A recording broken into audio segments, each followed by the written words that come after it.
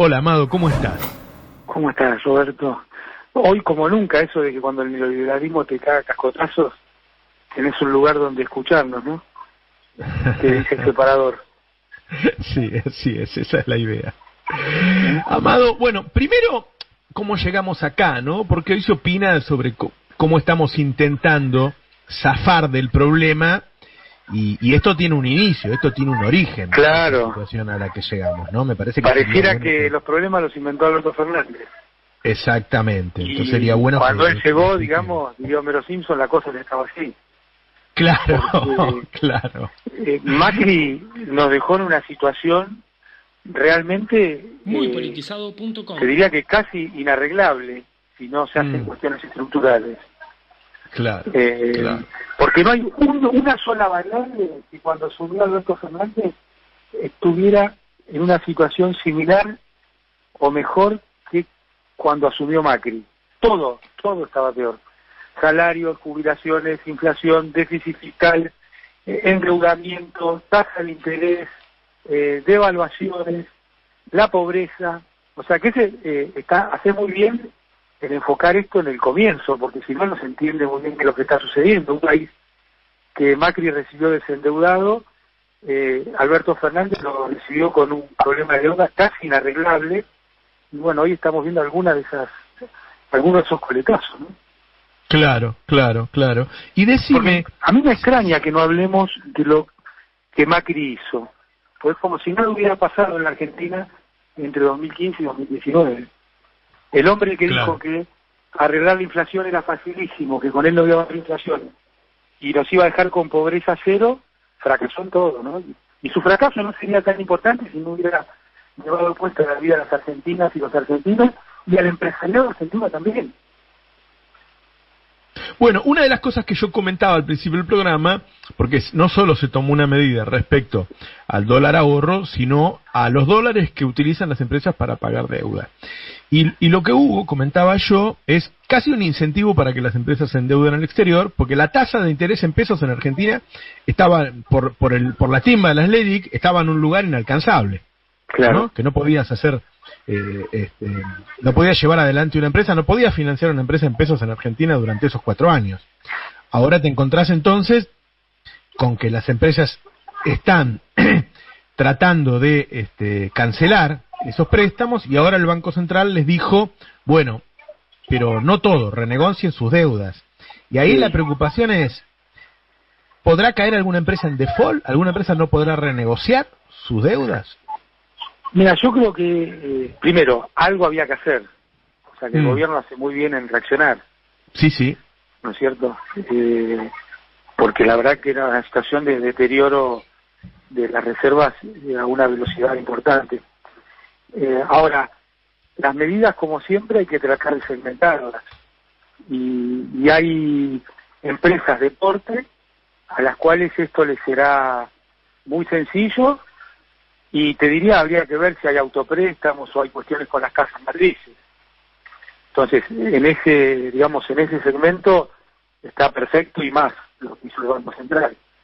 Después aparecerán situaciones de empresas medianas y pequeñas que se podrán ir viendo con el correr de los días, pero eso, ¿no? Me parece que no se puede tratar a la economía como un todo en este tipo de situaciones, porque tampoco son todos los que nos llevaron a esta situación. Te doy un ejemplo. ¿Vos decís que el Banco Central podría tratar distinta a las empresas más chicas o más grandes? Y yo creo que todas las empresas que tienen acceso muy sencillo al mercado, digamos, internacional, habría que ser inflexibles. Pero hay que tener cuidado con empresas pequeñas y medianas, porque además, esto viene a cuento de otra situación, ¿no? ¿Te acordás que hace 2 meses nomás decían, no, si arreglás el tema de la deuda, se acabó el tema de los dólares en Argentina? Sí. Y son todas las mentiras, como el neoliberalismo te va corriendo el arco para que hagan lo que ellos necesitan, no lo que el país necesita. Porque escena 1, te fuerzan a ir al canje. Escena 2, haces una excelente operación de canje. Y escena 3, te dicen, bueno, igual no alcanza. Y tenés justamente sobre lo que se suponía que iba a haber menor presión, que era sobre los dólares, tenés una presión descomunal, que además no la podemos aislar de un clima destituyente que anda capeando distintas situaciones de la vida argentina, que van desde lo que pasó con la bonaerense hasta algunas declaraciones en los medios, ¿no? De sustituciones de gobiernos o de que se prepara un golpe de Estado en el país que no golpe de Estado hubo. Entonces me parece que todo tiende a generar un clima o a buscar un clima, y lo mismo pasa en el mercado del blue, que con muy pocos dólares haces una gran diferencia. Entonces, bueno, ahí vienen un montón de preguntas, de doblar sí, de doblar no, restricciones más grandes a la compra de dólares. Y yo lo que diría es que cada una de ellas tiene fortalezas y debilidades y tiene que ir acompañada de otras cosas. No hay una medida que te va a resolver los problemas de esta transición, porque la economía durante la pandemia no es la economía argentina. Claro, exactamente. Hola, ¿se cortó? Sí, no. Y ahora bien, lo otro que yo pensaba hoy, ¿no? Vos le pones un adelanto de impuesto a las ganancias al dólar ahorro para encarecerlo un poco y llevarlo más cerca del dólar blue para cerrar ese negocio que se está haciendo. El dólar blue sube, ya subió. Claro, es que nada te asegura que el dólar blue no siga subiendo. Entonces el negocio del rublo sigue existiendo. Claro. Y la presión sobre el dólar ahorro sigue y la caída de reservas sigue. Sí.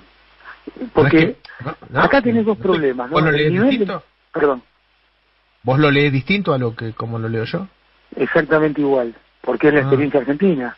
Es la experiencia. Claro. O sea, en algún momento tenemos que mirar la historia y prestarle menos atención a los limitos falaces, ¿no?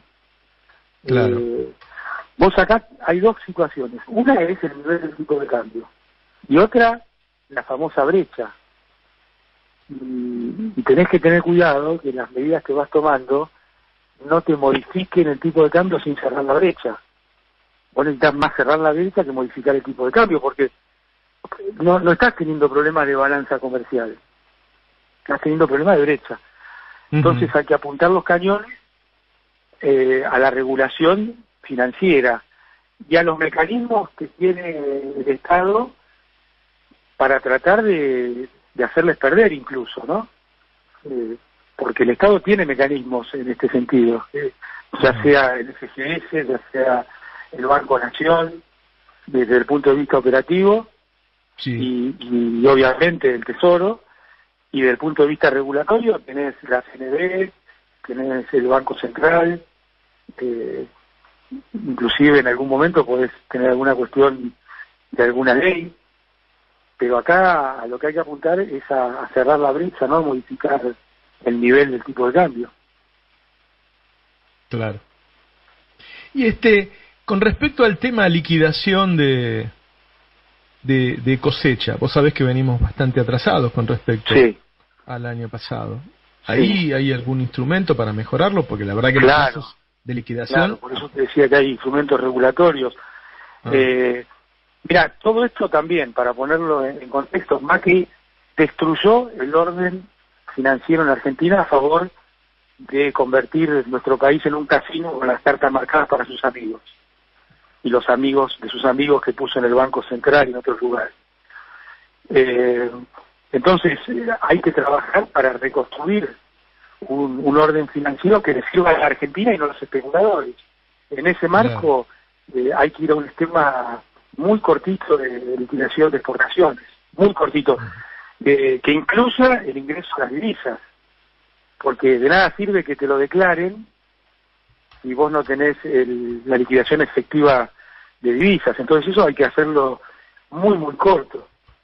Y es un mecanismo además para seguir desdolarizando la economía argentina, que ha dicho el presidente, es uno de los objetivos. Y me parece loable y hay que ponerle mucha inteligencia y también mucha garra. No hay que achicarse. Hay intereses jugando en todo esto, ¿no? Hay gente que gana guita además. Claramente.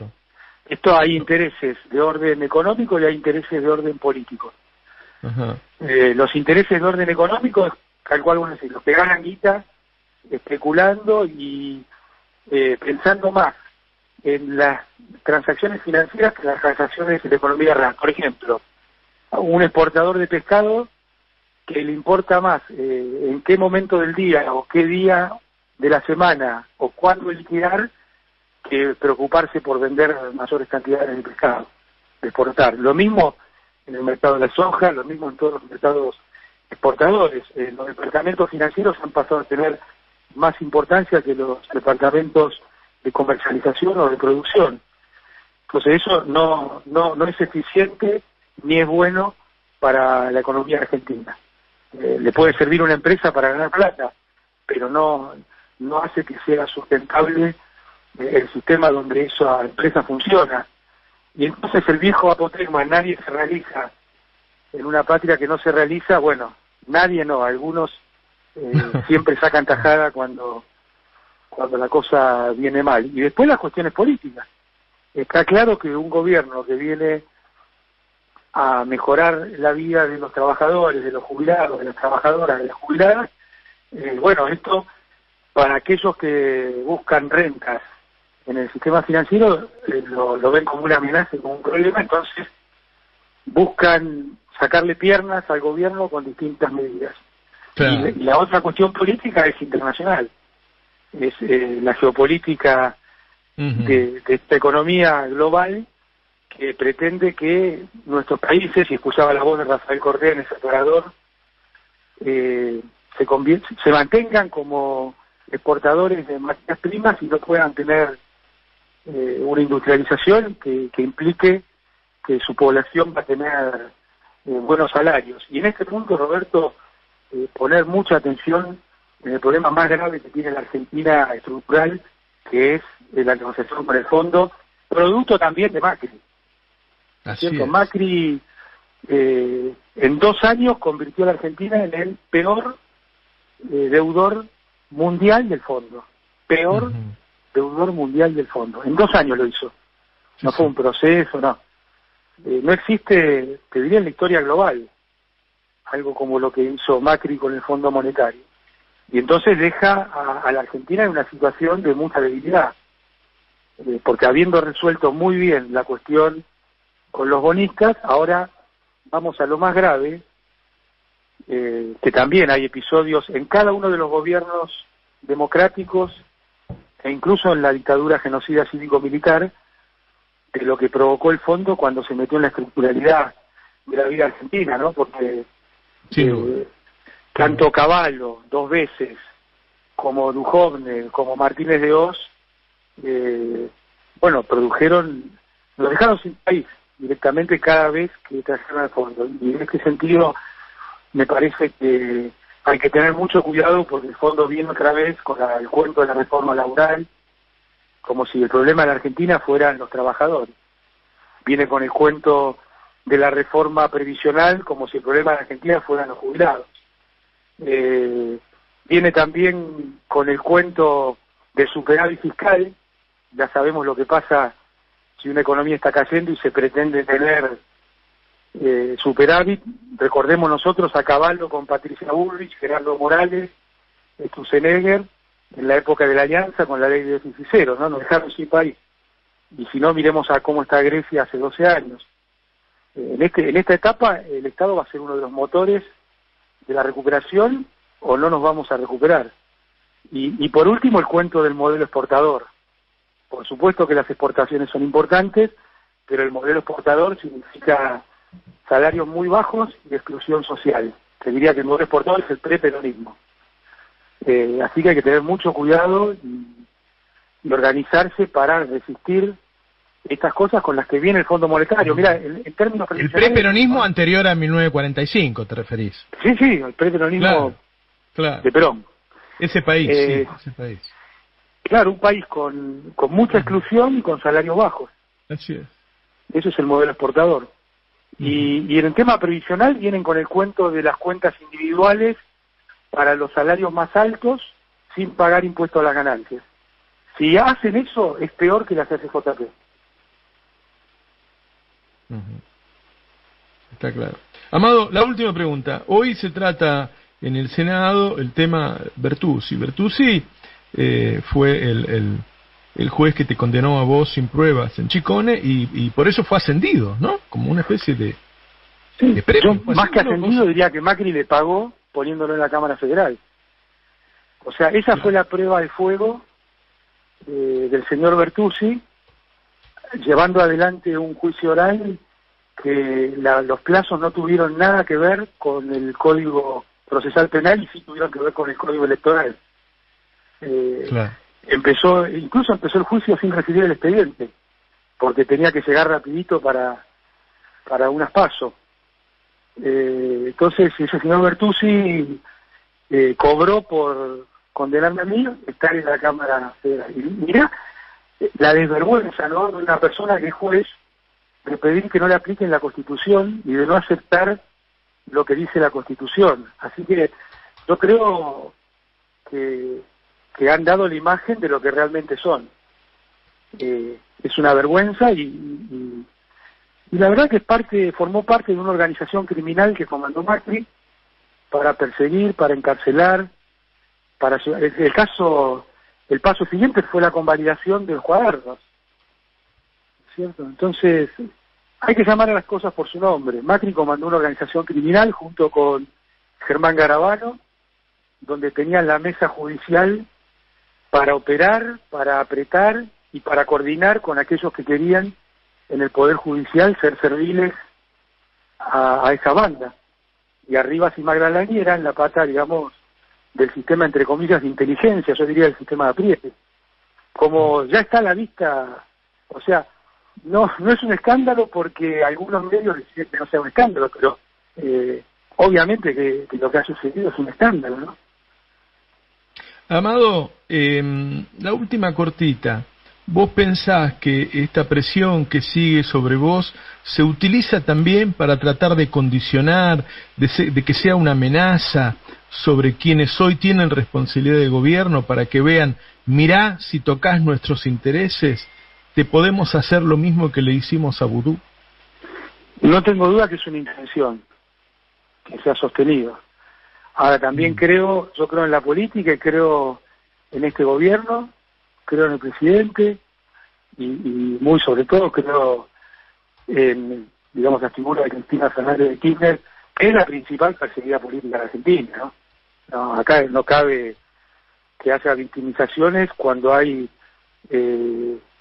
sobre una figura tan importante a la cual no se le puede discutir nada en términos de gestión, porque el país del año 2015 no tenía nada que ver con el país del año 2003. Para ningún sector de la economía argentina, para ningún sector de la vida social en Argentina. Por supuesto, las trabajadoras y trabajadores y los jubilados fueron quienes más avanzaron, pero no hubo ningún sector económico que no avanzara, ninguno, y que después fue destruido por Macri y la mejor banda de los últimos 50 años. Hay un intento de condicionar y de decir cuidado, pero yo creo mucho en la política. Además, creo que no tenemos que permitir que le saquen a las argentinas y a los argentinos los sueños de volver a entrar en la senda de un país donde cabemos todas y todos. Amado, vos, además de todo lo que has hecho por el país, hacés por el Destape, escribís en el Destape, participás de un programa, la Radio Mac, y ahora empezás tu propio programa. ¿Es así? Eso me dice el Tano Gentili, no sé. Es un orgullo estar participando en el Destape y bueno, creo que en estos tiempos tan difíciles no solo hay que ocuparse de las cuestiones vinculadas a la profundidad y a la militancia, sino que también desde el Destape se acompaña en el día a día para que la vida sea un poco menos tormentosa. Así que espero poder acompañarlos también en eso y estar a la altura del Destape. Bueno, el domingo 27 a las 12 del mediodía, Vudú Lunch, ¿es así? Así parece.